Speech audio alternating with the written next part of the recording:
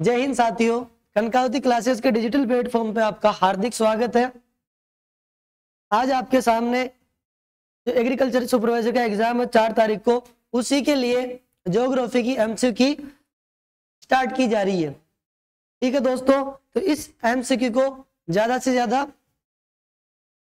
ज्यादा लोग देखें और इसको ध्यान से समझे कि किस प्रकार से जो आपके सुपरवाइजर का एग्जाम है उसमें किस प्रकार के क्वेश्चन आने वाले हैं। बाकी इसके अलावा जितने भी एग्जाम होते हैं कंपटीशन एग्जाम, उसमें भी आपके लिए बहुत ज्यादा लाभदायक है। तो चलिए दोस्तों, अपनी जो एमसीक्यू है उसे स्टार्ट करते हैं। उससे पहले बेहतर से बेहतर की तलाश करो, बेहतर से बेहतर की तलाश करो, मिल जाए नदी तो समंदर की तलाश करो।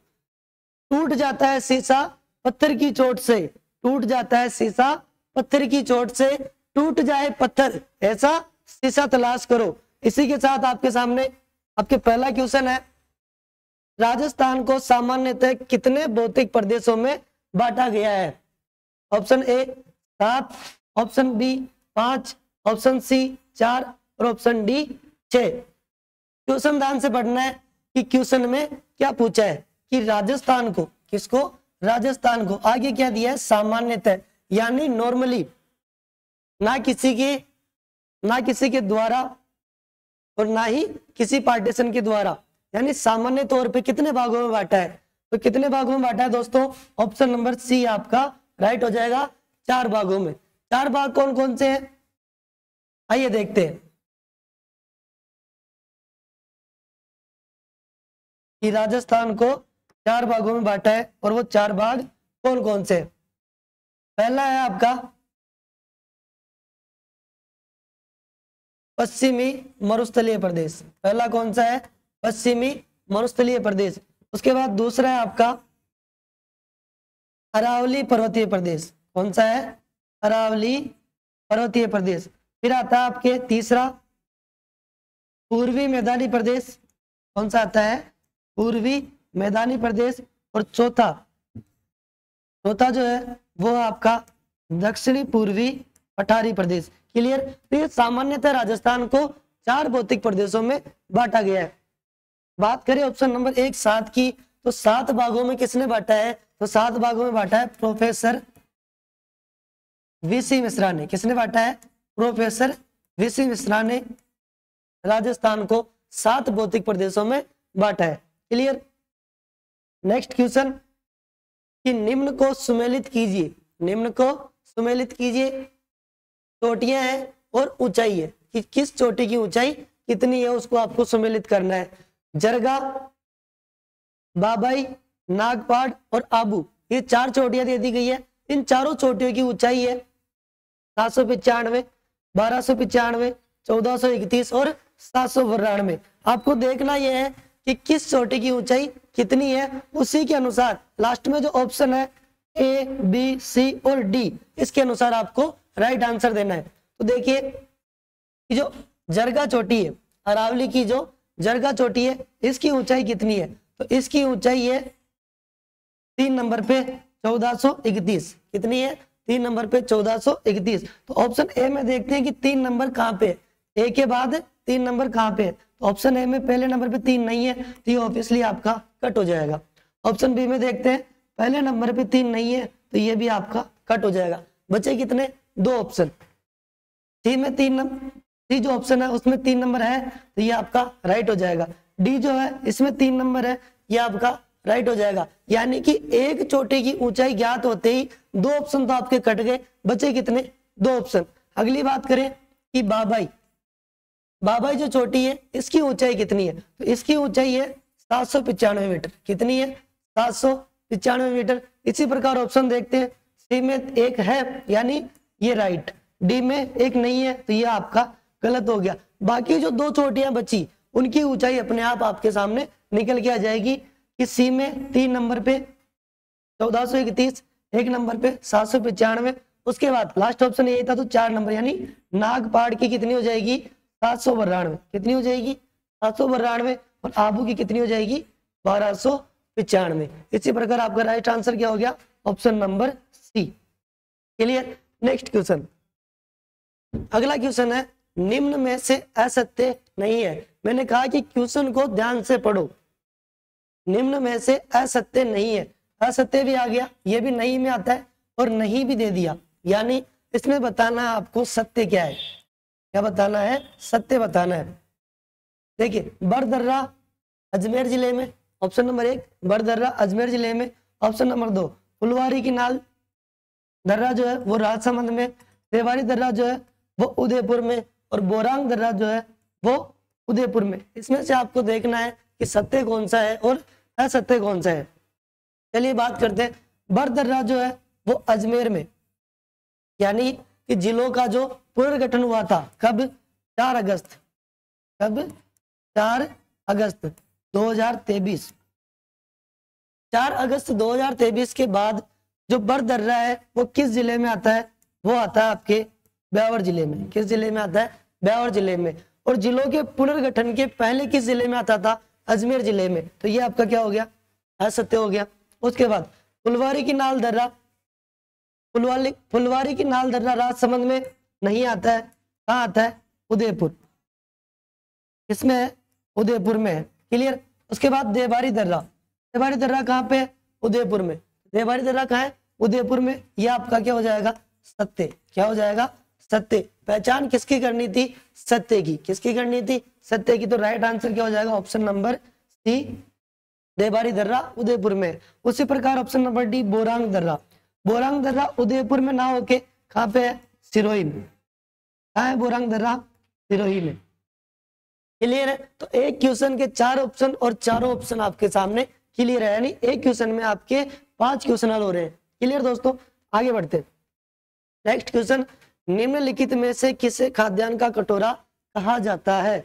ऑप्शन नंबर ए दक्षिणी पूर्वी पठारी प्रदेश, ऑप्शन नंबर बी पूर्वी मैदानी प्रदेश, ऑप्शन नंबर सी अरावली पर्वतीय प्रदेश, और ऑप्शन नंबर डी पश्चिमी मरुस्थलीय प्रदेश। आपको बताना है कि कौन सा भौतिक प्रदेश है जिसे खाद्यान्न का कटोरा कहा जाता है। क्या कहा जाता है? खाद्यान्न का कटोरा कहा जाता है। क्लियर है। तो बताइए, खाद्यान्न का कटोरा किस भौतिक प्रदेश को कहा जाता है? ऑप्शन नंबर ए की बात करें, दक्षिणी पूर्वी पठारी प्रदेश, तो ये क्या है आपका? व्यापारिक।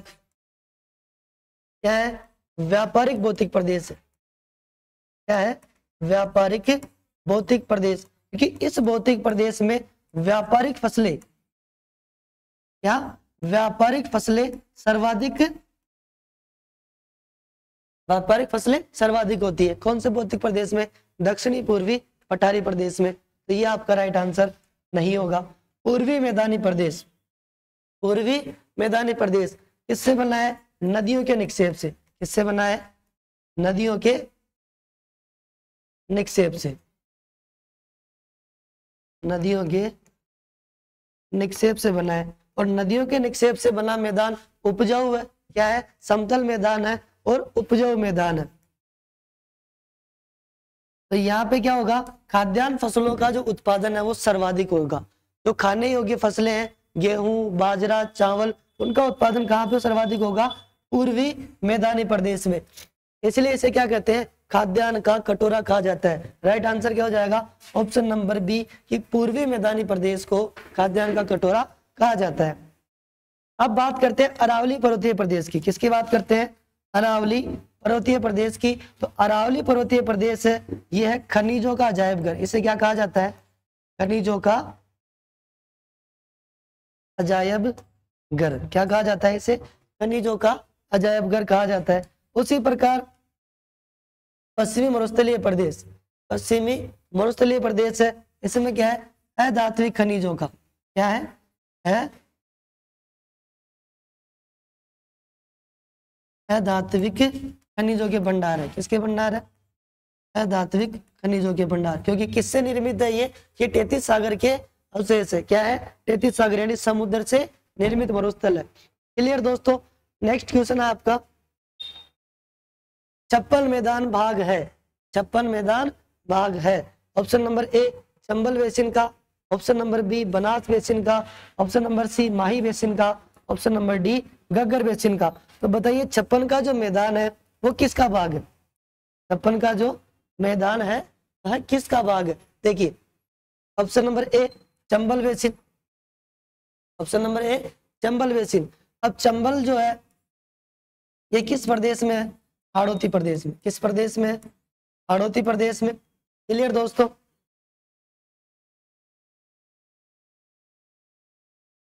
देखिए हाड़ौती प्रदेश की होगी। बनास बेसिन है, ये पूर्वी मैदानी प्रदेश में। किसमें? पूर्वी मैदानी प्रदेश में। माही बेसिन है, ये भी पूर्वी मैदानी प्रदेश में। क्लियर? घग्गर बेसिन है, ये आपके मरुस्थलीय प्रदेश का है। किसका है? मरुस्थलीय प्रदेश का। क्लियर? अब 56 का जो मैदान है इसका निर्माण कौन करती है?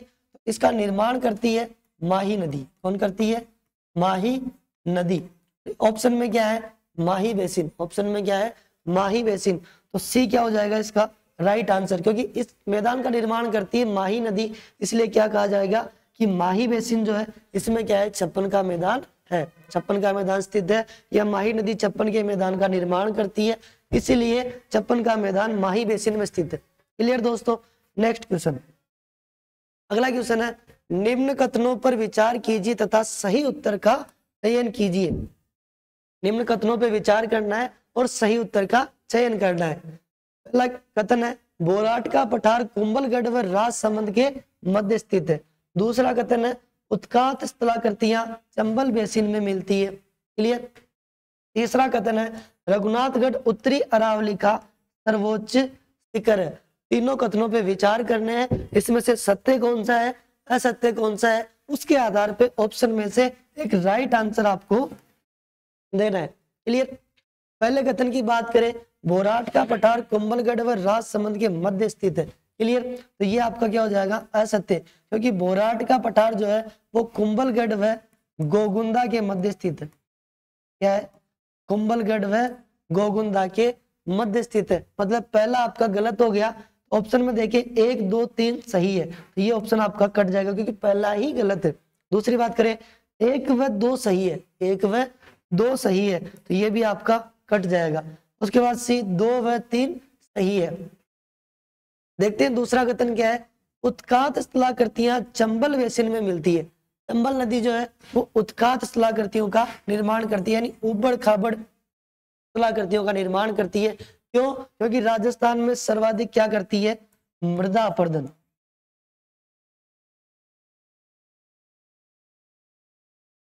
जल के द्वारा अपना जो बहाव क्षेत्र है, अपनी जो बहाव क्षमता है उसके द्वारा हाड़ौती की जो भौतिक प्रदेश है उसके अंदर सर्वाधिक अपरदन करने वाली नदी कौन सी है? चंबल नदी। और इसी अपरदन के कारण क्या हो जाती है? यहाँ पे अवनालिकाएं। क्या हो जाती है? अवनालिकाएं बन जाती है। और इन्हीं अवनालिकाओं को क्या कहा जाता है? उत्खात भूमि या उत्खात स्थलाकृतियां। तो ये किस में है? चंबल बेसिन में। ये आपका राइट हो जाएगा। तीसरा, रघुनाथगढ़ उत्तरी अरावली का सर्वोच्च शिखर है, यानी रघुनाथगढ़ जो है वो चोटी है और उत्तरी अरावली का क्या है? सर्वोच्च शिखर है। रघुनाथगढ़ चोटी उत्तरी अरावली में है, राइट। या उत्तरी अरावली की सर्वोच्च चोटी है, बिल्कुल राइट। कितनी है? 1055 मीटर। ऊंचाई कितनी है? 1055 मीटर। तो दूसरा भी सही हो गया और तीसरा भी सही हो गया। पहला आपका क्या हो गया? गलत।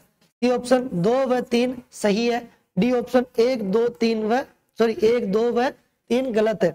तो डी गलत हो जाएगा क्योंकि 2 और 3 दोनों क्या है? सही है। Right answer option number C. Next question, पश्चिमी मरुस्थलीय प्रदेश को 2 भागों में बांटने वाली रेखा है।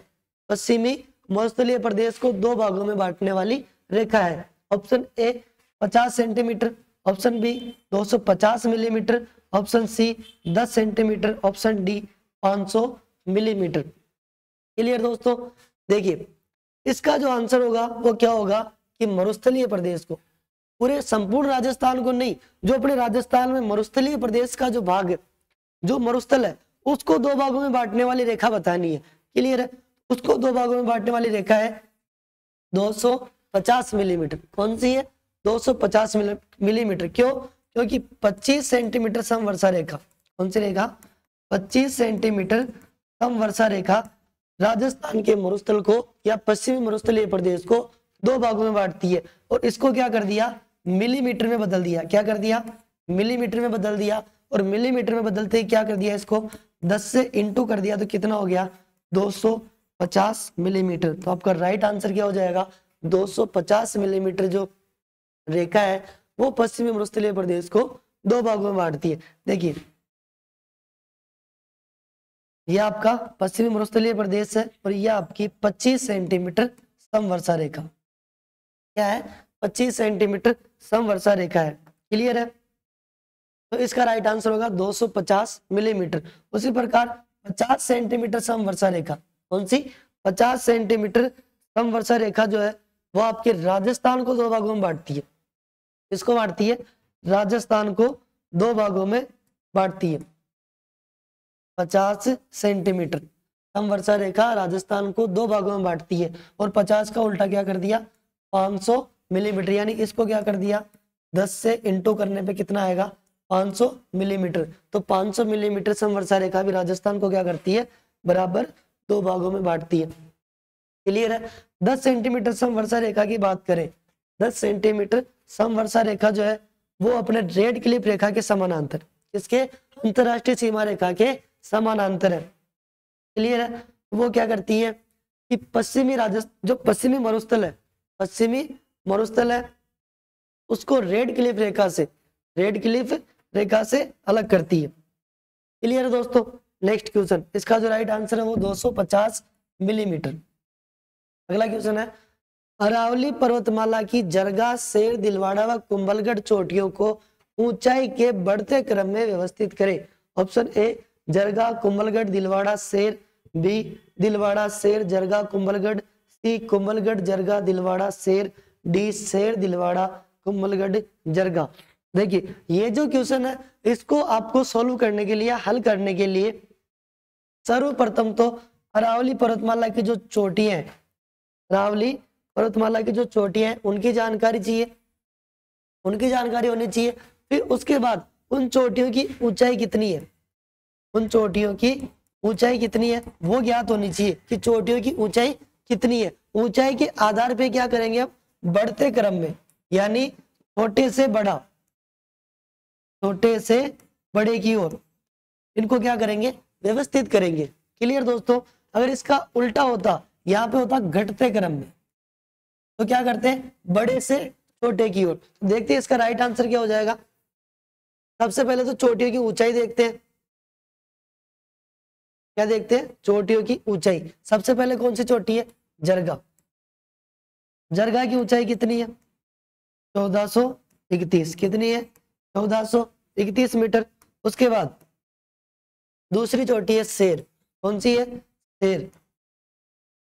शेर की ऊंचाई कितनी है, 1597, कितनी है 1597 मीटर। क्लियर। उसके बाद दिलवाड़ा, कौन सी चोटी है, दिलवाड़ा, इसकी ऊंचाई कितनी है 1442, कितनी है 1442। उसके बाद देखते हैं कुंभलगढ़। कुंभलगढ़ जो चोटी है इसकी ऊंचाई कितनी है 1224।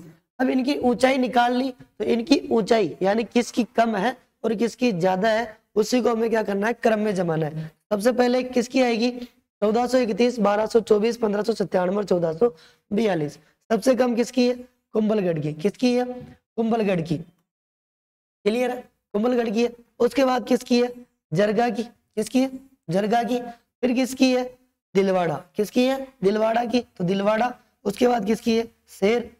तो ये हो गया आपका बढ़ते क्रम में, क्या हो गया, बढ़ते क्रम में। और जो क्वेश्चन है उसका राइट आंसर क्या हो जाएगा, ऑप्शन नंबर सी, कुंभलगढ़, जरगा, दिलवाड़ा, शेर। क्लियर है दोस्तों। नेक्स्ट क्वेश्चन, अगला क्वेश्चन है, राजस्थान में उत्कात भूमि स्थलाकृतियां दिखाई देती है। जो पिछले वाला जो क्वेश्चन था उसी को वापस रिपीट कर दिया, लेकिन इसमें क्या किया, चेंज कर दिया। जिले पूछे हैं कि किन जिलों में दिखाई देती है। Option number A Kota, Bundi, Baran.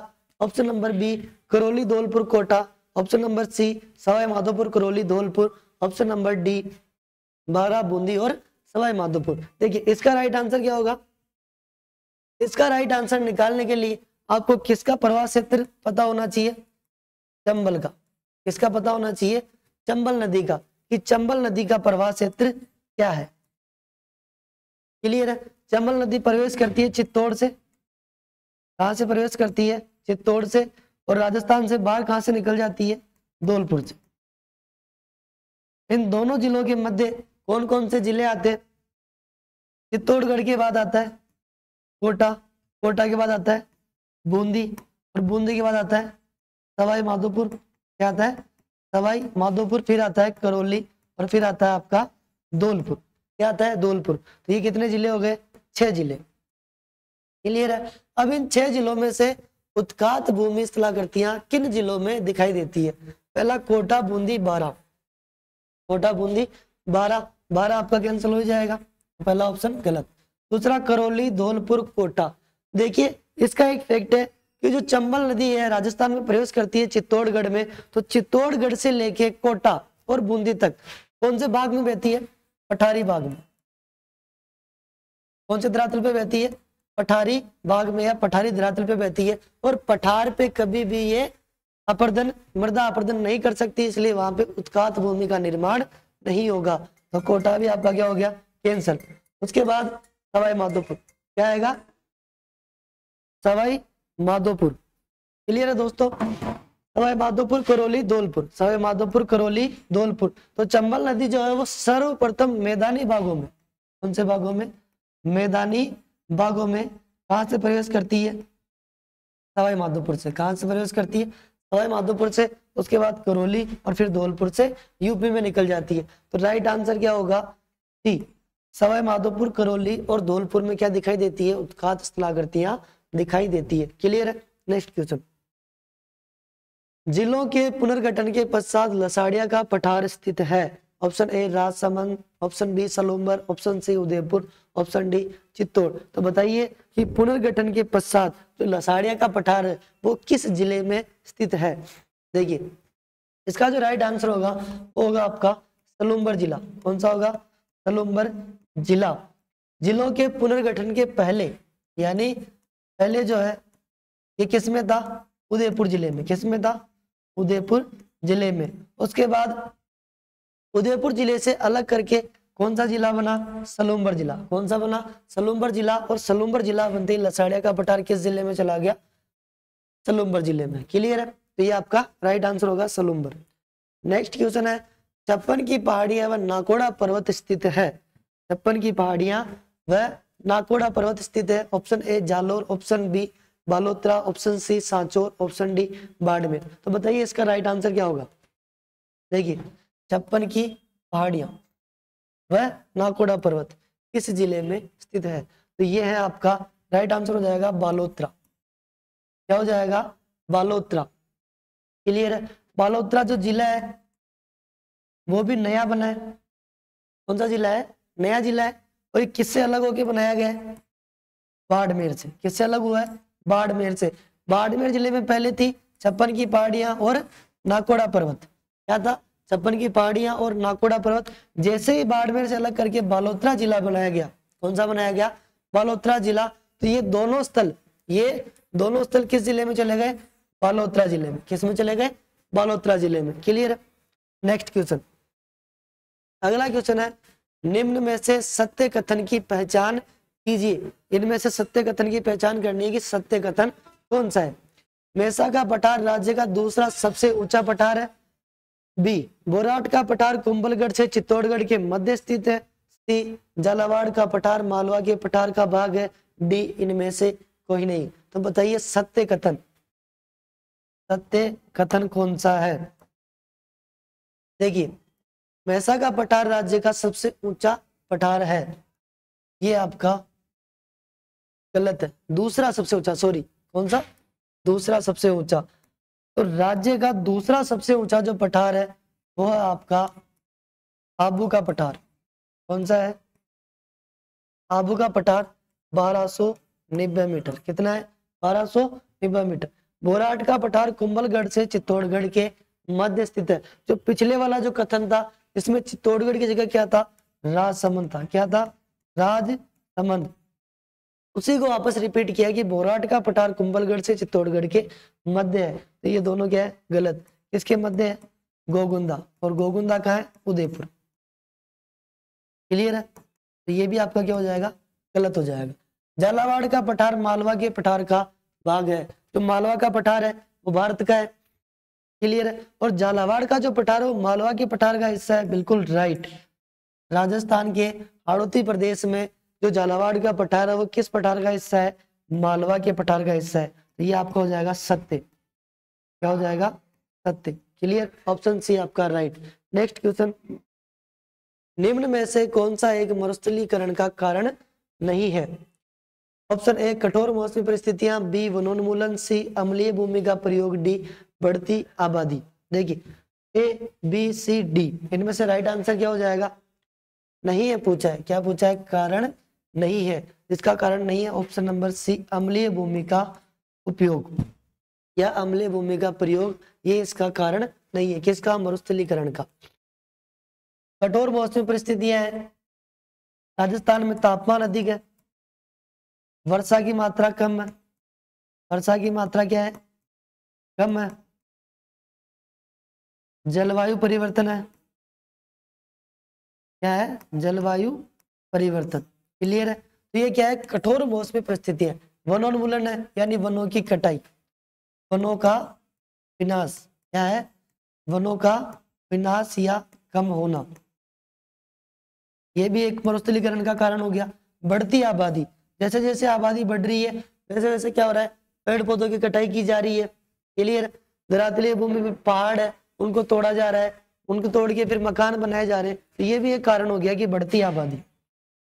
अम्लीय भूमि का उपयोग, ये इसका कारण नहीं है। क्लियर। नेक्स्ट, रघुनाथगढ़ चोटी अरावली के किस प्रदेश का भाग है?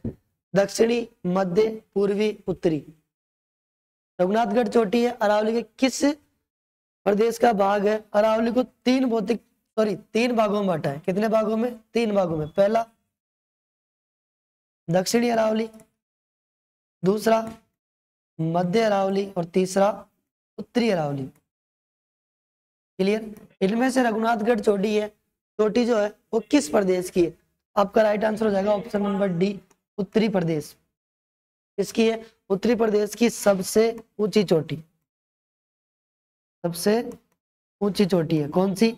रघुनाथगढ़ चोटी। ऊंचाई कितनी है? 1055 मीटर। कितनी है? 1055 मीटर। नेक्स्ट, कौन सी नदी बेसिन राजस्थान के पूर्वी प्रदेश का भाग नहीं है? सॉरी, कौन सा नदी बेसिन राजस्थान के पूर्वी मैदानी प्रदेश का भाग नहीं है? A Chambal basin, B Luni basin, C Banganga basin और डी मध्य माही बेसिन। इन बेसिन में से बताना आपको कि कौन सा पूर्वी मैदानी यानी पूर्वी मैदानी जो प्रदेश है उसका भाग नहीं है। क्लियर है। Chambal basin, Luni basin, Banganga basin और मध्य बेसिन। इसका जो राइट आंसर होगा वो क्या होगा? लूणी बेसिन। क्या हो जाएगा? Option number B, Luni basin जो है वो पूर्वी मैदानी प्रदेश का भाग नहीं है। क्लियर। चंबल बेसिन है ये भी पूर्वी मैदानी प्रदेश का भाग है।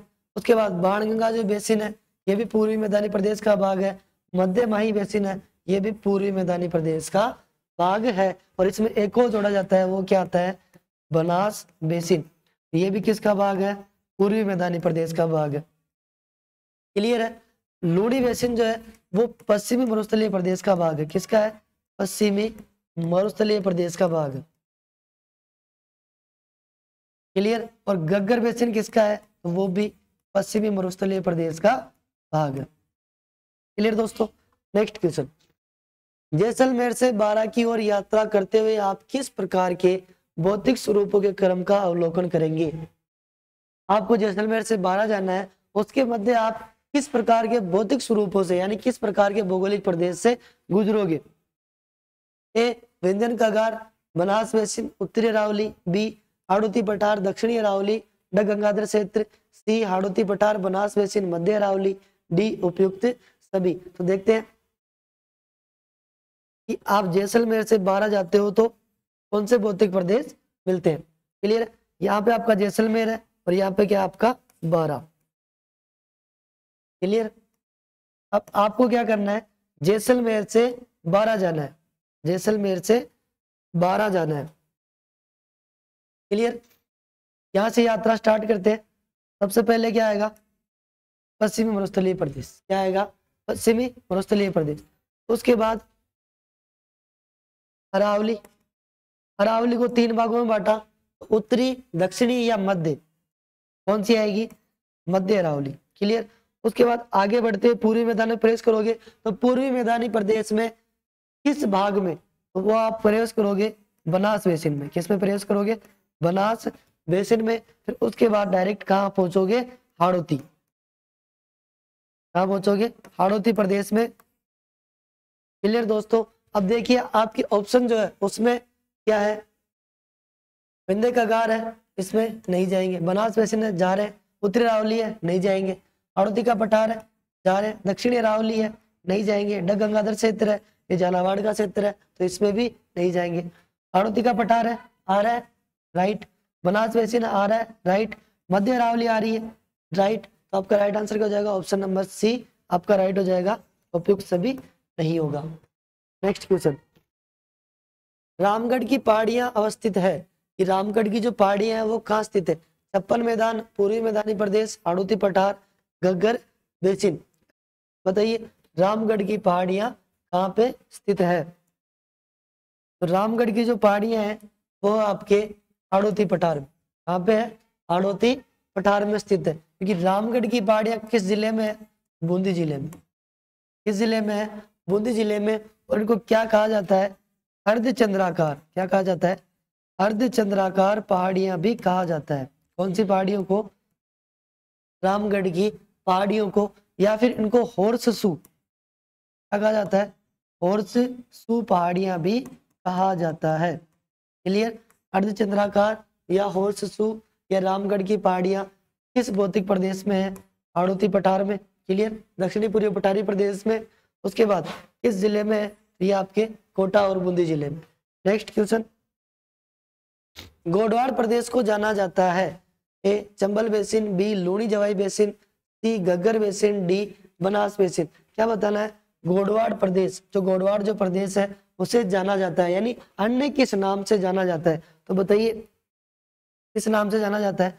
देखिए दोस्तों, इसका जो राइट आंसर होगा वो होगा आपका option B Luni Jawai basin. क्योंकि गोडवाड़ प्रदेश को लूणी जवाई बेसिन के नाम से भी जाना जाता है। लूणी नदी जो है, लूणी नदी और जवाई नदी ये किस प्रदेश में प्रवेश करती है? गोडवाड़ प्रदेश में। किस में प्रवेश करती है? गोडवाड़ प्रदेश में। इसलिए इस बेसिन को गोडवाड़ प्रदेश भी कहा जाता है। क्लियर। नेक्स्ट क्वेश्चन, अगला क्वेश्चन है, राजस्थान के कुल क्षेत्रफल का लगभग कितना भाग पूर्वी मैदानी भाग के अंतर्गत आता है? ए 61.11%, बी 9.0%, सी 6.89%, डी 23%। यानी संपूर्ण राजस्थान के संपूर्ण भूभाग में से कितना प्रतिशत भूभाग जो है वो पूर्वी मैदानी प्रदेश के अंतर्गत आता है? तो देखिए इसका जो राइट आंसर होगा वो होगा 23%। कितना होगा? 23%। यानी पूर्वी मैदानी जो प्रदेश है कितने क्षेत्रफल पे फैला है? 23%। कितने पे फैला है? 23% पे। आपका जो पश्चिमी मरुस्थलीय प्रदेश है इसका क्षेत्रफल कितना है? 61.11%। कितना है? 61.11%। उसके बाद अरावली की बात करें तो अरावली कितने पे है? 9% पे। कितने पे है? 9% पे। फिर उसके बाद बात करें पूर्वी मैदानी प्रदेश की तो ये आपका 23%। फिर आता है आपका दक्षिणी पूर्वी पठारी प्रदेश, ये आपका 6.89%। इनमें जनसंख्या कितनी निवास करती है? तो देखिए मरुस्थलीय प्रदेश है, इसमें जनसंख्या निवास करती है 40% जनसंख्या। कितनी करती है? 40% जनसंख्या निवास करती है। उसके बाद अरावली की बात करें कि अरावली प्रदेश में कितने प्रतिशत जनसंख्या निवास करती है? यहाँ पे करती है 10%। कितने प्रतिशत? 10%। पूर्वी मैदानी प्रदेश में 39% जनसंख्या। कितनी? 39%। और दक्षिणी पूर्वी पठारी प्रदेश में 11%। क्लियर दोस्तों। राइट आंसर क्या होगा? ऑप्शन नंबर डी 23% जो है वो पूर्वी मैदानी प्रदेश का भाग है। नेक्स्ट क्वेश्चन, राजस्थान में विंध्य कगार क्षेत्र किस प्रकार की चट्टानों से निर्मित है? ए ग्रेनाइट, बी क्वार्टजाइट, सी बालू का स्तूप, डी बेसाल्ट। कि जो अपनी विंध्य कगार पर्वतमाला है वो किस प्रकार की चट्टानों से बनी हुई है? बताइए इसका राइट आंसर क्या होगा? देखिए इसका जो राइट आंसर होगा वो होगा ऑप्शन नंबर सी, बालू का स्तूप। क्या होगा? ऑप्शन नंबर सी, बालू का स्तूपों से निर्मित कौन सी पर्वतमाला है? विंध्य कगार पर्वत श्रेणी। कौन सी है? विंध्य कगार पर्वत श्रेणी। ग्रेनाइट से निर्मित है यह आपकी अरावली। कौन सी पर्वतमाला? अरावली पर्वतमाला। क्वार्टजाइट से निर्मित है अरावली पर्वतमाला। क्लियर? और बेसाल्ट से निर्मित है अरावली पर्वतमाला। बालू का स्तूप से निर्मित पर्वतमाला कौन सी है? विंध्य कगार क्षेत्र की पर्वतमाला। क्लियर? नेक्स्ट, ग्लोब के अनुसार विश्व में राजस्थान की स्थिति है, यानी ग्लोब, गोलार्ध या विश्व के अनुसार राजस्थान की स्थिति क्या है? ऑप्शन ए आग्नेय कोण, ऑप्शन बी वायव्य कोण, ऑप्शन सी ईशान कोण और ऑप्शन डी नेतृत्व कोण। क्लियर? इनके आगे क्या दिया है? दक्षिणी पूर्वी, उत्तरी पश्चिमी, उत्तरी पूर्वी और दक्षिणी पश्चिमी। तो आपको राइट आंसर देना है कि ग्लोब के अनुसार राजस्थान की स्थिति क्या है। देखिए इसका जो राइट आंसर होगा वो होगा आपका ईशान कोण। क्या होगा? ईशान कोण। वो कैसे? देखिए ये आपका पूरा ग्लोब हो गया। क्या हो गया? ग्लोब। ग्लोब के मध्य 0 डिग्री भूमध्य रेखा और उसके बाद 90 डिग्री ग्रीनविच रेखा। इसे क्या कहते हैं? देशांतर। और भूमध्य रेखा को क्या कहते हैं? अक्षांश। इन दोनों रेखाओं के अनुसार राजस्थान की स्थिति क्या है? उत्तरी पूर्वी। कहां पे है? उत्तरी पूर्वी। और उत्तरी पूर्वी में जो 90 डिग्री का कोण है इसे क्या नाम दिया गया? ईशान कोण। क्या नाम दिया गया है? ईशान कोण। तो कोणों में आपको कंफ्यूज नहीं होना है। उत्तरी पूर्वी यानी ईशान कोण, उत्तरी पश्चिमी, उत्तरी पश्चिमी यानी वायव्य कोण, उत्तरी पश्चिमी यानी वायव्य कोण और दक्षिणी पूर्वी, दक्षिणी पूर्वी यानी आग्नेय कोण। कौन सा कोण है? आग्नेय कोण। उसी प्रकार दक्षिणी पश्चिमी नेतृत्व कोण। दक्षिणी पश्चिमी क्या है? नेतृत्व कोण। यही से आपके क्वेश्चन और बनता है कि ग्लोब, महाद्वीप व देश के अनुसार राजस्थान की स्थिति नहीं है। राजस्थान की स्थिति नहीं है तो ग्लोब के अनुसार क्या हो गया? ईशान कोण। क्या हो गया? ईशान कोण। महाद्वीप के अनुसार देखे राजस्थान किस कोण में? नेतृत्व कोण में। किसमें?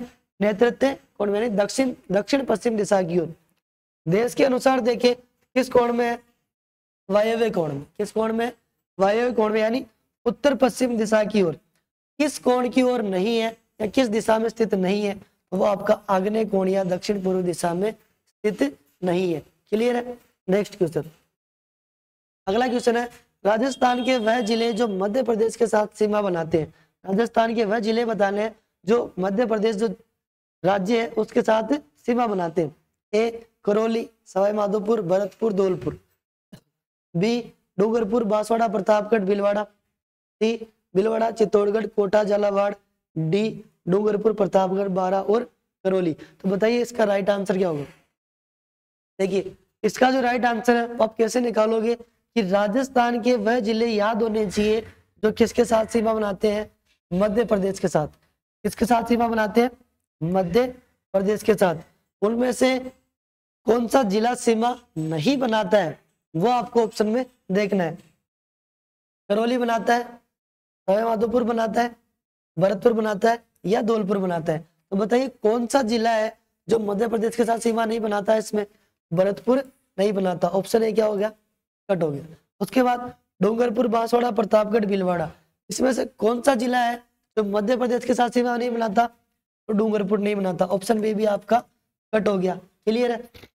सी की बात करें, भीलवाड़ा, चित्तौड़गढ़, कोटा और झालावाड़, ये चारों जो जिले हैं वो किसके साथ सीमा बनाते हैं? मध्य प्रदेश के साथ। और राजस्थान के कुल कितने जिले हैं जो मध्य प्रदेश के साथ सीमा बनाते हैं? ऐसे कुल जिले हैं आपके 10। कितने जिले? 10 जिले। राइट आंसर हो जाएगा आपका option number C, Bhilwara, Chittor, Kota और झालावाड़ एमपी के साथ सीमा बनाते हैं। डूंगरपुर नहीं बनाता। क्लियर है? प्रतापगढ़ ये बनाता है, बारा ये भी बनाता है, करौली ये भी बनाता है। 10 जिले कौन कौन से हैं जो एमपी के साथ सीमा बनाते हैं? पहला आपका धौलपुर, दूसरा आपका करौली, तीसरा आपका सवाई माधोपुर, चौथा है आपका कोटा, पांचवा बारा 6 नंबर पे आता है झालावाड़, फिर 7 पे आता है भीलवाड़ा, फिर 8 पे आता है चित्तौड़, चित्तौड़ के बाद आता है प्रतापगढ़, और लास्ट में क्या आता है बांसवाड़ा। ये 10 जिले हैं जो किसके साथ सीमा बनाते हैं, एमपी के साथ सीमा बनाते हैं। क्लियर है। नेक्स्ट क्वेश्चन, राजस्थान में रेड क्लिफ रेखा का अंतिम बिंदु है, यानी रेड क्लिफ रेखा, रेड क्लिफ रेखा का अंतिम बिंदु ए हिंदुमल कोट, बी कोणागांव, सी सागड़, डी बोरकुंड। तो राजस्थान में रेड क्लिफ रेखा, सबसे पहले तो रेड क्लिफ रेखा किसे कहते हैं, राजस्थान की जो अंतरराष्ट्रीय सीमा है, राजस्थान जो अंतरराष्ट्रीय सीमा बनाता है उसे कहते हैं रेड क्लिफ रेखा। क्या कहते हैं, रेड क्लिफ रेखा किसके साथ बनाता है, पाकिस्तान के साथ। अब राजस्थान में अंतरराष्ट्रीय सीमा का अंतिम बिंदु कौन सा है, अंतिम बिंदु कौन सा है, किस जिले में। क्लियर है। हिंदुमल कोट है, गंगानगर में है, कोणागांव है, गंगानगर में है। क्लियर। उसके बाद सागड़ है, ये बाड़मेर में है। बोरकुंड की बात करें तो ये आपके बांसवाड़ा में। तो आपका जो राइट आंसर हो जाएगा वो क्या होगा, क्योंकि अंतरराष्ट्रीय सीमा जो है वो गंगानगर से लेके बाड़मेर तक है। कहां तक है, गंगानगर से बाड़मेर तक। बाड़मेर इसमें एक ही जगह आया, कहां पे आया, एक ही जगह आया। गांव कौन सा है, सागड़। तहसील कौन सी होगी, सागड़ तहसील तक। तो ये क्या है, रेड क्लिफ रेखा का अंतिम बिंदु है। बोरकुंड की बात करें तो ये राजस्थान का अंतिम बिंदु है। क्या है, राजस्थान का दक्षिणतम अंतिम बिंदु। कौन सा है, दक्षिणतम अंतिम बिंदु है। कौन सा, बोरकुंड गांव बांसवाड़ा। कोणागांव की बात करें तो ये उत्तरी अंतिम बिंदु है, राजस्थान का उत्तरी अंतिम बिंदु। क्या है, उत्तरी अंतिम बिंदु। हिंदुमल कोट की बात करें तो यहां से क्या होता है, रेड क्लिफ रेखा का प्रारंभ होता है। अंतरराष्ट्रीय सीमा जो प्रारंभ होती है वो कहां से होती है, हिंदुमल कोट से होती है। क्लियर। नेक्स्ट क्वेश्चन, जिलों के पुनर्गठन के पश्चात सर्वाधिक जिलों के साथ सीमा बनाने वाला जिला है, यानी जो हाल ही में 4 अगस्त 2023 के बाद जो नए जिलों की घोषणा हुई है, नए जिले जो बने उनके बाद सर्वाधिक जिलों के साथ सीमा बनाने वाला जिला कौन सा है, ए जयपुर, बी जयपुर ग्रामीण, सी जोधपुर ग्रामीण, डी जोधपुर। क्लियर। इसका राइट आंसर क्या होगा, देखिए इसका जो राइट आंसर हो जाएगा वो जाएगा जयपुर ग्रामीण। क्या हो जाएगा, जयपुर ग्रामीण। यानी नए जिलों के गठन के बाद सर्वाधिक जिलों के साथ सीमा बनाने वाला जिला कौन सा है, जयपुर ग्रामीण। क्लियर है। कितने जिलों के साथ सीमा बनाता है, 10 जिलों के साथ। कितने जिलों के साथ बनाता है, 10 जिलों के साथ सीमा बनाता है। उसके बाद जयपुर और जोधपुर, जयपुर और जोधपुर दोनों ऐसे जिले हैं जो कि एक एक जिले के साथ सीमा बनाते हैं, एक एक जिले के साथ सीमा बनाते हैं। वो कैसे, क्योंकि जो जयपुर ग्रामीण जो है इसके चारों ओर घिरा हुआ है। कौन, जयपुर। जयपुर शहर जो है जयपुर ग्रामीण के मध्य में स्थित है। जोधपुर ग्रामीण है इसके मध्य में स्थित है जोधपुर। इसलिए ये दोनों जो क्या है एक एक जिले के साथ सीमा बनाते हैं। सर्वाधिक जिलों के साथ सीमा कौन बनाता है, जयपुर, सॉरी जयपुर ग्रामीण। कितने, 10 जिलों के साथ। इसी के साथ आपकी एमसीक्यू यही समाप्त की जाती है। धन्यवाद। जय श्री कृष्ण।